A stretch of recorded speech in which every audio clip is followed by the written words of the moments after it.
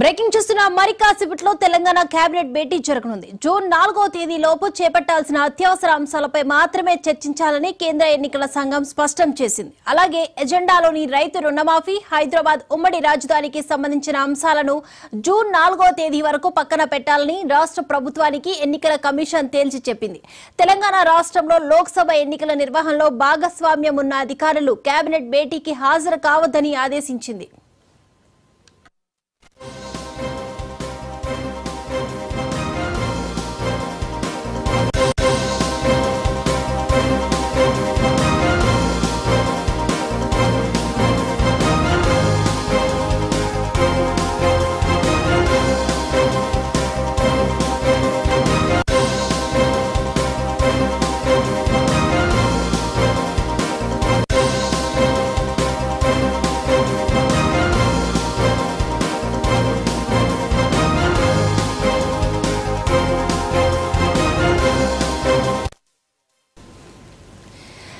మరి కాసేపట్లో తెలంగాణ కేబినెట్ భేటీ జరగనుంది. జూన్ 4వ తేదీ లోపు చేపట్టాల్సిన అత్యవసర అంశాలపై మాత్రమే చర్చించాలని కేంద్ర ఎన్నికల సంఘం స్పష్టం చేసింది. అలాగే ఎజెండాలోని రైతు రుణమాఫీ, హైదరాబాద్ ఉమ్మడి రాజధానికి సంబంధించిన అంశాలను జూన్ 4వ తేదీ వరకు పక్కన పెట్టాలని రాష్ట్ర ప్రభుత్వానికి ఎన్నికల కమిషన్ తేల్చి చెప్పింది. తెలంగాణ రాష్ట్రంలో లోక్సభ ఎన్నికల నిర్వహణలో భాగస్వామ్యం ఉన్న అధికారులు కేబినెట్ భేటీకి హాజరు కావద్దని ఆదేశించింది.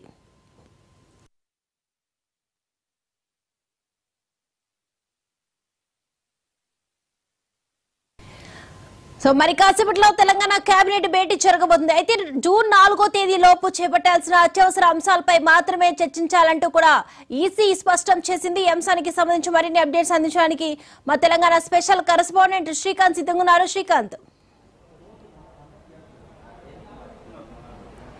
దీపిక, కొద్దిసేపట్లో 3 గంటల ప్రాంతంలో తెలంగాణ కేబినెట్ భేటీ కాబోతుంది. ముఖ్యంగా ఏసీ ఏదైతే షరతులు విధించిందో ఆ షరతులకు లోబడి కేబినెట్ సమావేశం జరగాలని చెప్పి ఇప్పటికే ఈసీ స్పష్టమైన ఆదేశాలు జారీ చేసింది. ఈ నేపథ్యంలోనే అన్ని శాఖల అధికారులకు సంబంధించి ముఖ్య శాఖ కార్యదర్శులకు, అదేవిధంగా శాఖ అధికారులకు సిఎస్ శాంతికుమార్ నిన్న పంపించడం జరిగింది. క్యాబినెట్ మీటింగ్కు 3 గంటలకు జరిగే ఈ క్యాబినెట్ మీటింగ్కు అందరు అటెండ్ కావాలని కూడా చెప్పడం జరిగింది. అయితే ప్రధానంగా ఈసీ 2 ప్రధాన షరతులు విధించింది. ఏదైతే రైతు రుణమాఫీ విషయం కావచ్చు, అదేవిధంగా ఉమ్మడి రాజధానిగా ఇప్పుడు హైదరాబాద్ ఉంది, ఈ 2 అంశాలు ప్రస్తావించొద్దని చెప్పింది.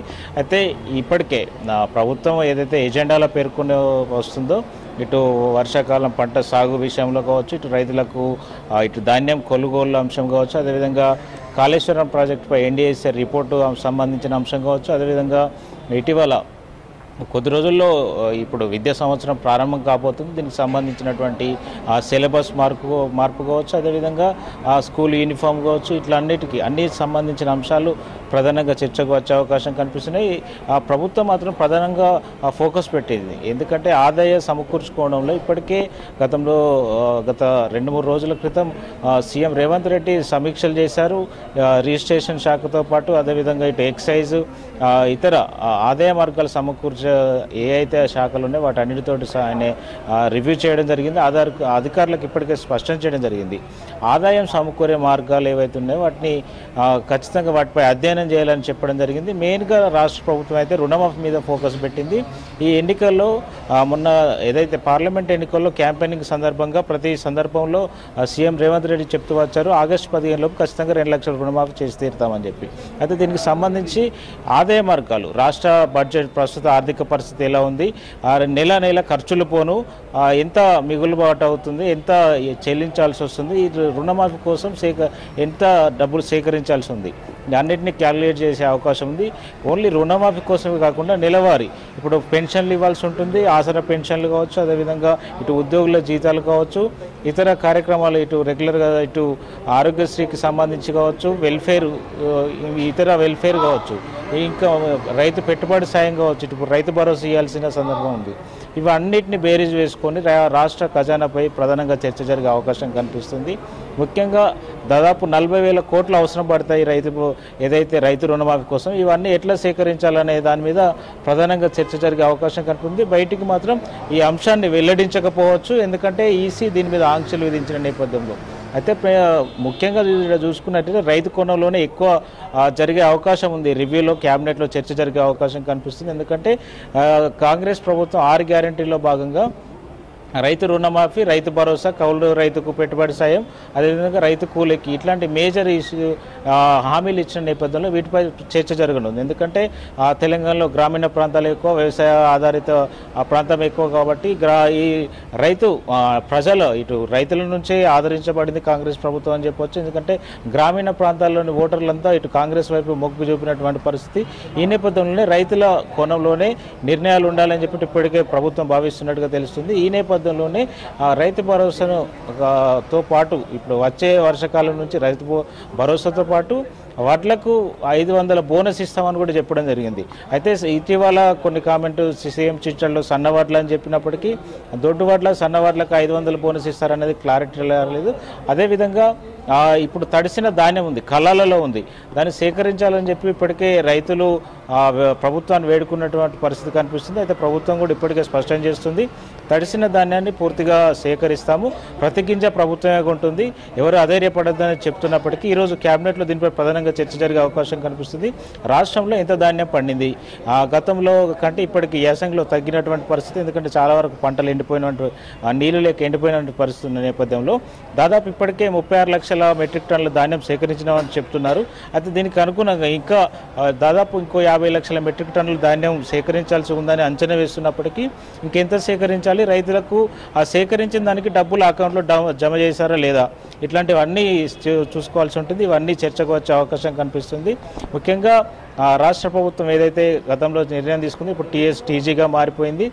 దీని గురించి కూడా అంశం చర్చకు వచ్చే అవకాశం కనిపిస్తుంది. అదేవిధంగా లోగో మార్పు ఏదైతే రాజముద్ర ఉందో, రాజముద్రకు సంబంధించినటువంటి క్యాబినెట్లో గతంలోనే ఇవ్వడం జరిగింది. కొంచెం మేధావులకు తెలంగాణ పట్ల ఏదైతే అవగాహన ఉన్నటువంటి మేధావులకు దీని పట్ల అంటే రాచరిక ఆనవాలు లేకుండా రూపొందించాలని చెప్పడం జరిగింది. ఈ నేపథ్యంలో దానికి సంబంధించి చర్చకు వచ్చే అవకాశం కనిపిస్తుంది. అదేవిధంగా రాష్ట్ర గీతానికి సంబంధించి కూడా ఇందులో క్యాబినెట్లో చర్చించే అవకాశం కనిపిస్తుంది. అదేవిధంగా తెలంగాణ తల్లి విగ్రహం సాధారణ ఒక తెలంగాణ సాధారణ మహిళ ఎలా ఉంటుందో అట్లనే రూపకల్పన చేస్తామని చెప్పి గత క్యాబినెట్ నిర్ణయించిన నేపథ్యంలో దానిపై కూడా చర్చ జరిగే అవకాశం కనిపిస్తుంది. అయితే ప్రధానంగా విద్యాశాఖకు సంబంధించి తీసుకున్నట్లయితే ఇటు వీసీల నియామకంపై ప్రభుత్వం ప్రత్యేకంగా ఫోకస్ పెట్టబోతుంది. ఆ వీసీలు దాదాపు రేపటితో ఈ గడువు ముగియబోతుంది. ఈ నేపథ్యంలో ఇప్పుడే సెర్చ్ కమిటీ ఆల్రెడీ వీసీల నియామక ప్రక్రియకు సంబంధించి ఆల్రెడీ వీసీలను ఫైనలైజ్ చేసే ప్రక్రియలో ఉందని చెప్పవచ్చు. ఒక్కొక్క 2 పేర్లు ఇటు ప్రభుత్వానికి సూచించబోతుంది. ఇప్పటికే దాదాపు పేర్లు కన్ఫర్మ్ అయినట్టుగా తెలుస్తుంది. అయితే వీసీలు ఉన్న వీసీల మీద చాలా ఆరోపణలు ఎదుర్కొన్నటువంటి పరిస్థితి ఉంది. అట్లాంటి ఆరోపణలు లేని వారిని గతంలో ఇబ్బందులు అంటే ఎవరికైతే ఇంతకుముందు ఆరోపణలు లేవో, వివాదంలో లేరో వారినే తీసుకోవాలని చెప్పి సెర్చ్ కమిటీ కీలకంగా వ్యవహరించినట్టుగా తెలుస్తుంది. ఇటు విద్యాశాఖ సెక్రటరీ ఎవరన్నారు బుర్ర వెంకటేశంకు ఇప్పుడే దీనిపై ఆయన రివ్యూ చేయడం జరిగింది. ఇప్పుడు ఈరోజు క్యాబినెట్లో ప్రధానంగా చర్చకు వచ్చే అవకాశం కనిపిస్తుంది. రేపు గవర్నర్కు పంపించిన తర్వాత వీసీలకు సంబంధించి రేపు పేర్లు వెలువడే అవకాశం కూడా కనిపిస్తుంది. ఎందుకంటే ఇటు తెలంగాణ యూనివర్సిటీ, ఉస్మానియా యూనివర్సిటీ, ఇటు కాకతీయ యూనివర్సిటీ, ఇటు పాలమూరు యూనివర్సిటీ, ఇటు తెలుగు యూనివర్సిటీ, శాతవాహన యూనివర్సిటీ వీటన్నిటికీ వీసీలను ప్రకటించాల్సి ఉన్న నేపథ్యంలో అకాడమిక్ ఇయర్ ప్రారంభం కానున్న నేపథ్యంలో దీనిపై కీలకంగా నిర్ణయం తీసుకునే అవకాశం కనిపిస్తుంది. ముఖ్యమైన ఎవరైతే ఈసీలు ఆరోపణలు ఉన్నారో వారిని ఫైనలైజ్ చేసే అవకాశం కూడా కనిపిస్తుంది.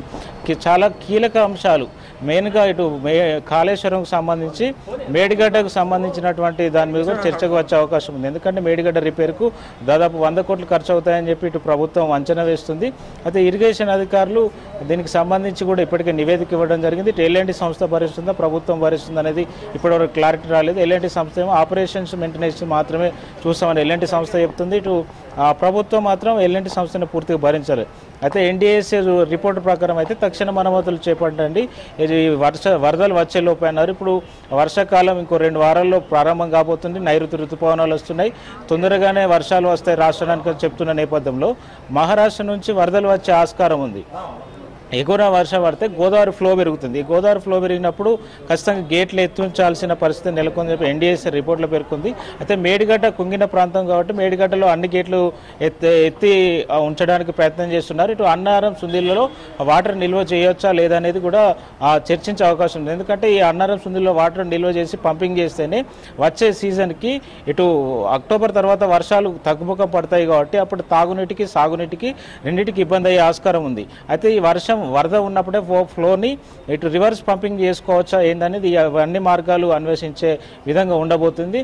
ప్రధానంగా అయితే ఈరోజు ధాన్యం కొనుగోళ్లపైన అయితే ప్రధానంగా చర్చ జరిగే అవకాశం ఉంది. ఎందుకంటే రైతుల కళ్ళాలలో రైతులు ఇప్పటికీ వేచి చూస్తున్నటువంటి పరిస్థితి అయితే కనిపిస్తుంది.